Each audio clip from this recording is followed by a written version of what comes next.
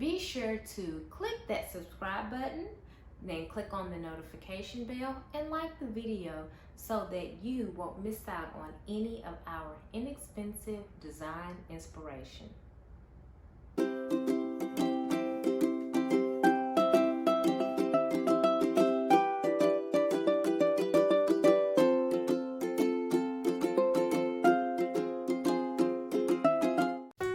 Hi guys, welcome back. So today I wanted to talk to you about 5 of my favorite tools to use when I complete DIY projects around my home. Okay, so the tools that I'm going to show you today are tools that are very easy to manipulate. They're not intimidating at all, and they don't require those professional grade attachments like air compressors or some type of training in order to use them. So let's get into it. None of these products are in order of least favorite to most favorite. So the very first product that I would like to discuss is my handy dandy palm sander. Okay, so this palm sander was purchased at walmart.com. One of the things that I really like about this palm sander is the fact that it comes with this dust catcher.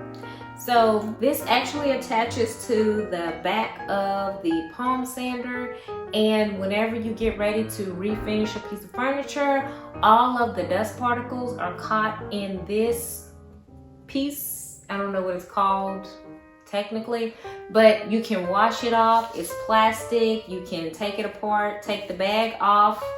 This piece is plastic. I can wash the bag in order to reuse this. So this is not something that would have to be replaced, but I find that it's very convenient to use. My next tool that I like to use is an electric staple gun. So this electric staple gun is by Bostitch, and I found this at Lowe's. And the reason why I like this particular electric staple gun is because it is an electric staple gun and it is a brad nailer. The next tool that I feel like every DIY diva should have is this Hyper Tough electric paint gun. So I also purchased this electric paint gun at Walmart. That's the same place I found my palm sander. Walmart has a brand of tools that is very inexpensive, and this was probably one of the best tools that I could purchase. Now, this is not the entire paint gun. It actually has a paint tub that is attached, as well as the nozzle that you're using to spray the paint with. But I took apart this paint gun because there's paint in the tray, in the bucket that attaches, and I always soak the nozzle in paint thinner or paint remover in order to make sure that during my next project I'm not trying to clean it at that point in time. But this has a very good coverage, and although it's not a regular paint gun that requires a compressor, it does get the job done. So I would recommend that, if you see this at Walmart, walmart.com, this is a very good paint gun to have. My next tool is this Black & Decker electric drill. So I have always found it very important to have an electric drill because, of course, as you may know or may not know, you can always purchase a drill bit set.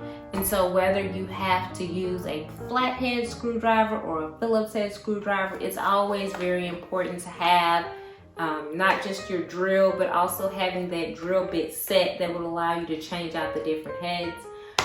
What I like about Black & Decker is this is a line of products. So this Black & Decker drill also has this lithium battery that attaches and detaches, but every tool by Black & Decker uses the same battery, and so they actually have additional batteries on sale apart from the tools, and so I was able to purchase 3 additional batteries. I had the charger that came with this Black & Decker drill, And so it made it very, easy to just have not just my drill, but also my tools. Okay, so Black & Decker drill. Okay, so another product by Black & Decker that I have found very useful is my Black & Decker drill saw. So if you notice, I was just stating about the battery. So the drill and the jigsaw use the same battery. So all I have to do is just replace the battery from the drill onto the jigsaw. Now, one of the things that I did not realize about a jigsaw is that a jigsaw will also cut metal, it will cut wood, and the thickness of the wood or the thickness of the metal that is cut is determined by the blades that you add to the jigsaw. So if I choose to cut thin wood, there would be one particular blade. If I choose to cut metal, there's a different blade that I can use. So one of the things that has prohibited me from completing a lot of my DIY projects is the fact that I am so terrified of a circular saw. I personally do not want to use a circular saw. I have seen videos, I have met people who have had accidents using that type of heavy machinery. And so to a lot of people, it's like, oh, it's just simple. It's just, pull it down, cut the wood. Because if you can cut the wood like that, you can cut my finger off too. So for that reason, I'm very intimidated by a circular saw. So knowing that my jigsaw is able to cut those same items and it doesn't require me to put my fingers or my hands in places. Normally when you use a jigsaw, your hand is back here on the trigger and the wood is placed, and then you have another hand over holding the opposite side of the wood, or you may have your clamps holding the wood, and you're using this motion.